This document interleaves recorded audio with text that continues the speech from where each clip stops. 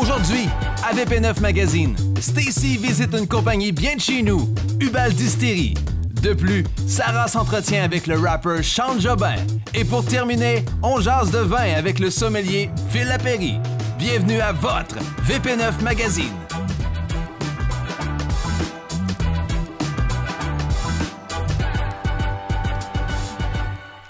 Bonjour et bienvenue à VP9 Magazine. Je suis Stacy Ann Murray et aujourd'hui, je suis chez Hubal Distillery pour vous faire découvrir des spiritueux de notre terroir.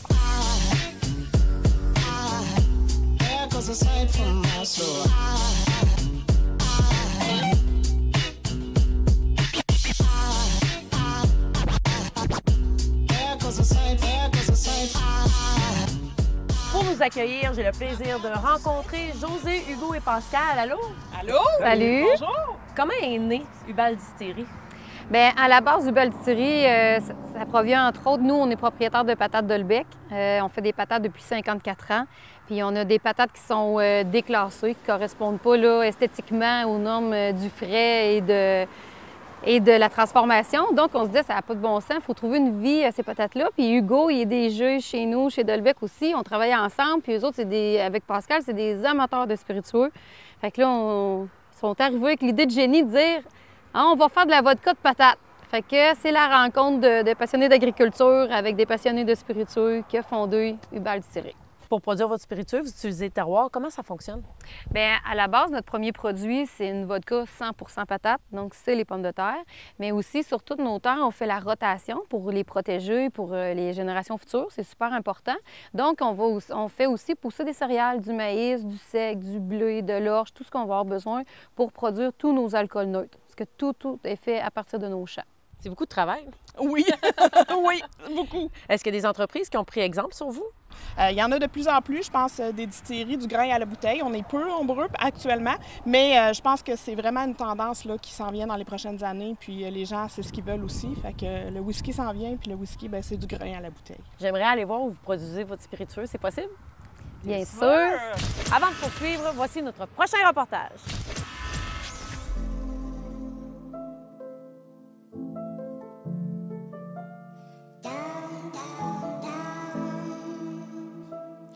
J'ai le plaisir de me retrouver en compagnie de Sean Jobin. Sean, salut! Salut! Très contente aujourd'hui de t'accueillir ou de te recevoir. Plutôt, c'est plus toi qui nous accueille dans ton studio, ici même, dans la belle ville de Québec. Avant de jaser musique avec toi, on va parler de toi, de ton parcours. Comment d'abord t'es arrivé dans cet univers-là de la musique, de la chanson, mais aussi de la réalisation? Je pense que tout émane d'une passion quand j'étais ado pour le rap, pour la musique électronique.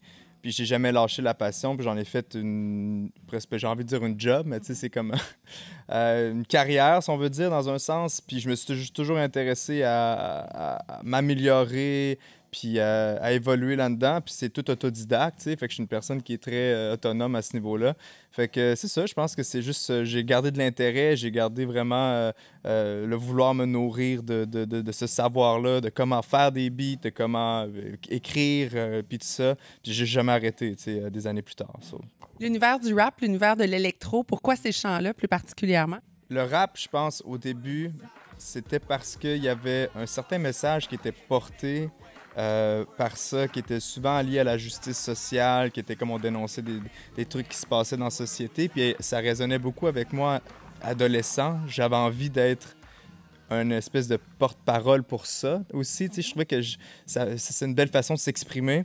Puis là, on parle de, tu sais, quand j'avais 14-15 ans, quand j'avais vu mon premier show de rap, puis je trouvais ça complètement...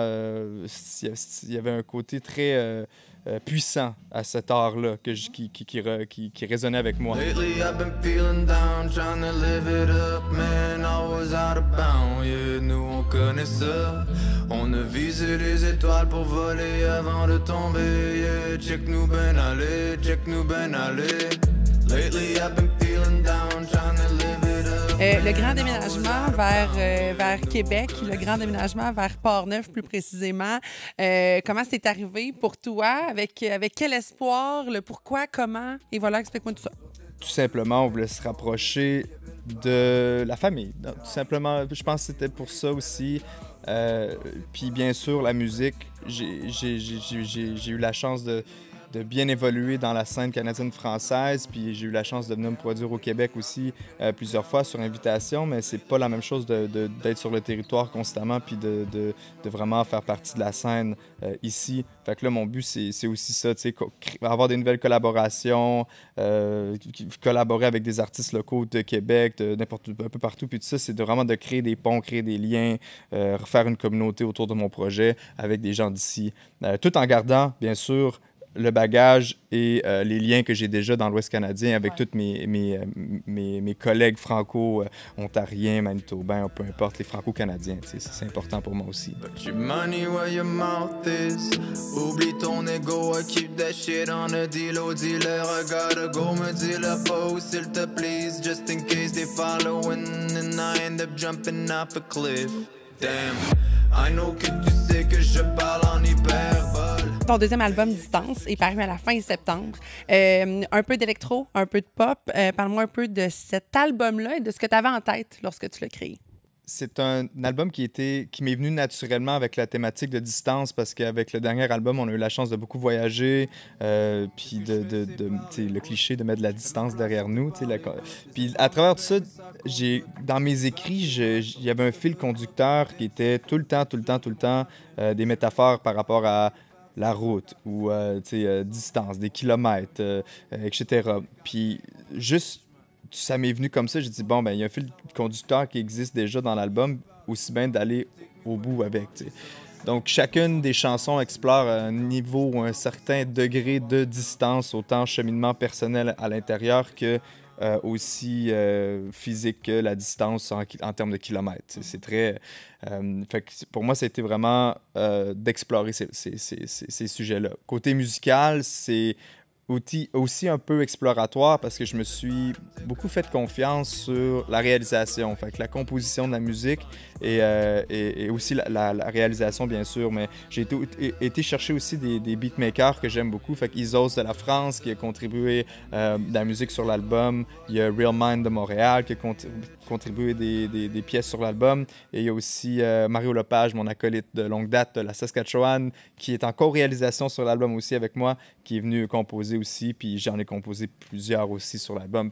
Fait que les sonorités pop et tout ça, l'électro, ça vient vraiment du côté du fait que je voulais essayer des choses peut-être plus accessibles ou juste essayer quelque chose qui reste de bon goût, tu sais. Fait que voilà. Je vais te souhaiter beaucoup de kilomètres, beaucoup de plaisir, du temps en studio comme aujourd'hui à pelleter pour pouvoir partager ta musique autant ici au Québec que partout. Puis ce sera un plaisir de te revoir, Sean, une prochaine fois lorsque le cœur t'en dira. Ça fait plaisir, merci.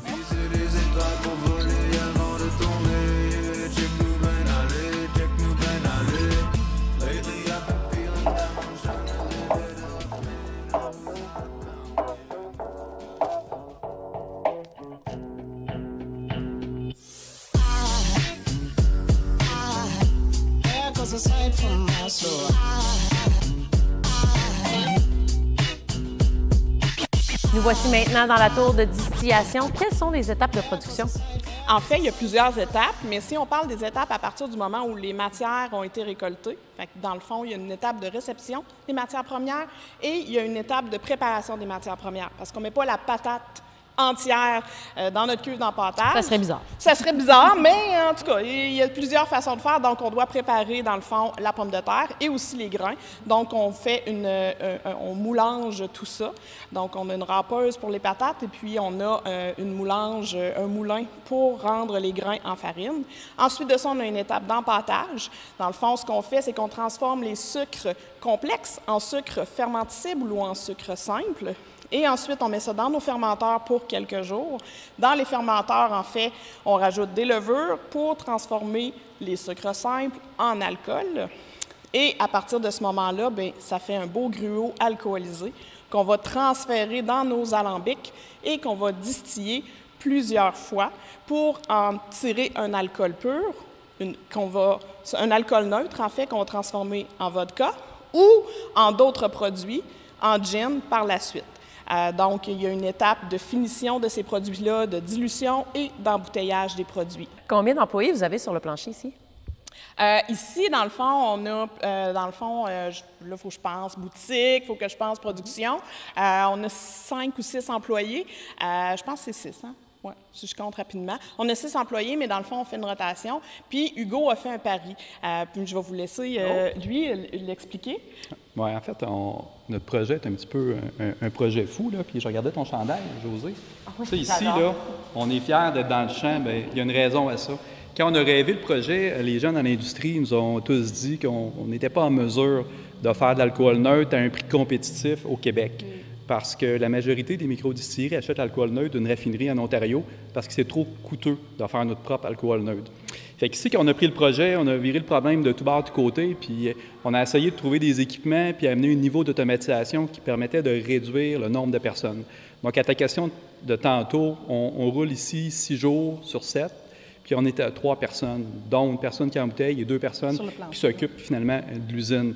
Puis la clé là-dedans, je l'ai dit, c'est l'automatisation, mais c'est aussi ce qui est derrière toi, qui est une colonne en continu.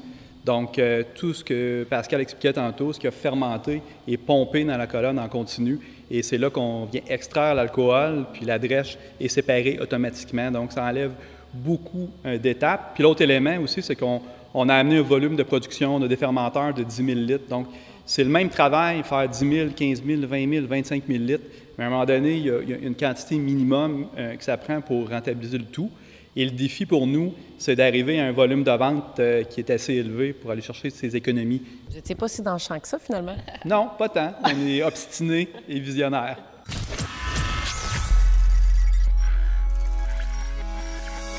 Philippe Lapéry, bonjour. Salut Sarah. Merci beaucoup d'avoir accepté notre invitation aujourd'hui. C'est un plaisir. On est très heureux de te retrouver dans cet endroit mythique de ta carrière. Ouais, il y en a qui l'appellent le chalet du petit Champlain. Mes chums disent ça, on va-tu au chalet à fil? En fait, c'était un endroit qu'on avait acheté en 2009 avec mon amoureuse, qui était un tout petit condo. Puis par la suite, on avait réussi à racheter l'autre à côté puis ouvrir tout ça. C'est devenu un endroit où on écrit nos livres, on a écrit nos 10 derniers bouquins ici. C'est un endroit où on a reçu des vignerons d'un peu partout dans le monde, où on aime bien faire la fête, parce que tu le sais, je suis un bon vivant. Même si on peut pas présentement, mais dans les dernières années, je pense qu'on a fait la fête, on s'est amusé, on se prend pas au sérieux. J'aime recevoir des amis. On fait beaucoup d'événements corporatifs avec des chefs également. L'une des manières avec laquelle tu as démocratisé ce bon jus de raisin, comme tu l'appelles souvent, c'est à travers tes différents guides, quand même plusieurs éditions à ton actif, Phil. Ouais. Est-ce que dans le premier Lapéry, qui devait être le Lapéry, j'essaie de revenir en arrière, le 2000... On l'a écrit en 2010, puis c'était le 2011, ça? Exactement. T'as de la mémoire!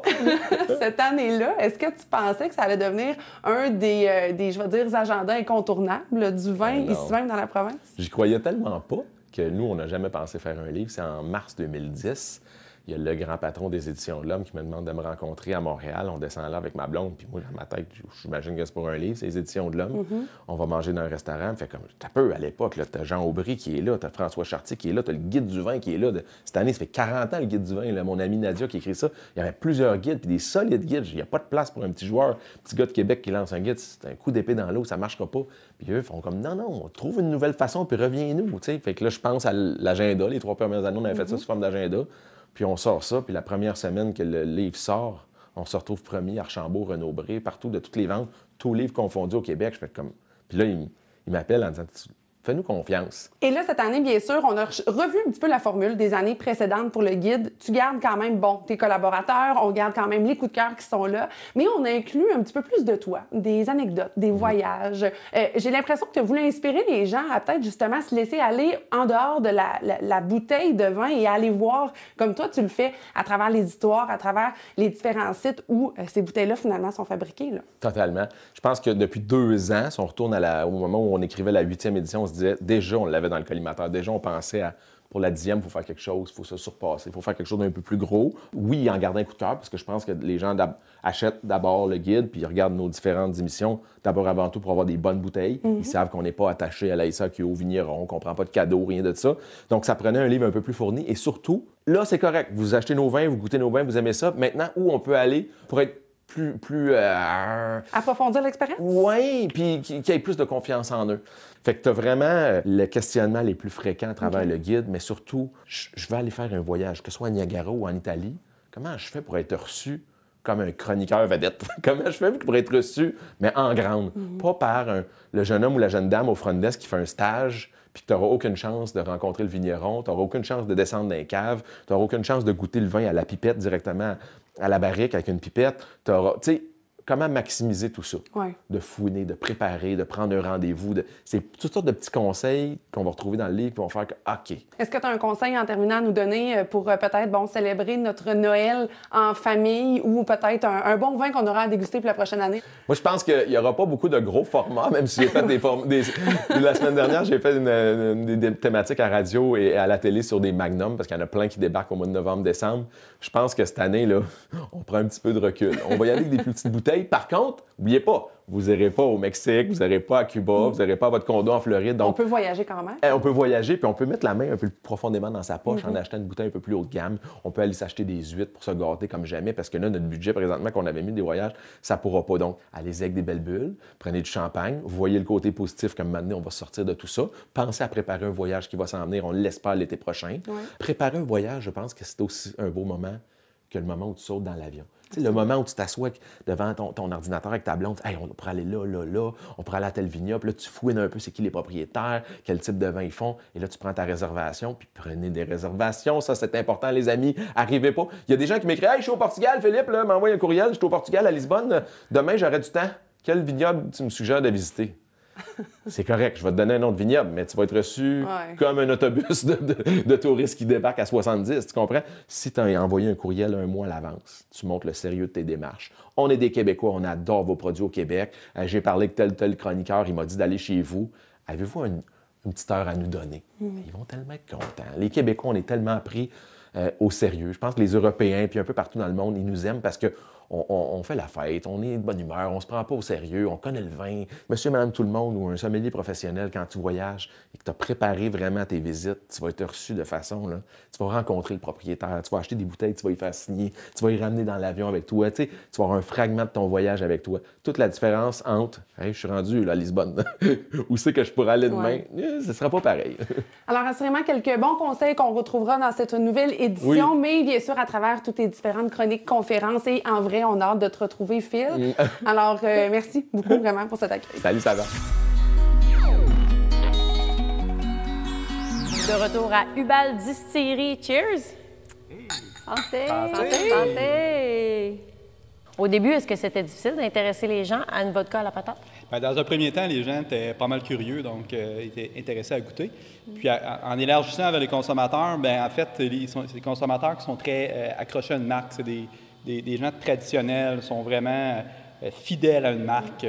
Donc, on travaille fort, mais les commentaires qu'on a de bouche à oreille, dans les gens, quand ils goûtent, ils voient vraiment la différence, toute sa texture, son onctuosité. Alors, c'est beaucoup de commentaires favorables, je dirais. Est-ce qu'on peut goûter ici sur place, les gins, les vodkas? Certainement. Puis, on a une visite à la distillerie aussi. C'est possible de s'inscrire sur notre site Web. On explique tout le procédé de A à Z. C'est une visite fantastique. Puis, on goûte les produits, puis on prend le temps de bien comprendre, démystifier tout le monde de l'alcool. J'espère que c'est pas comme le vin qu'il faut recracher après. Non, on crache pas ici. On gaspille pas. Encore une fois, une belle façon de faire rayonner la région. José, Hugo, Pascal, merci beaucoup. Merci à vous. Merci.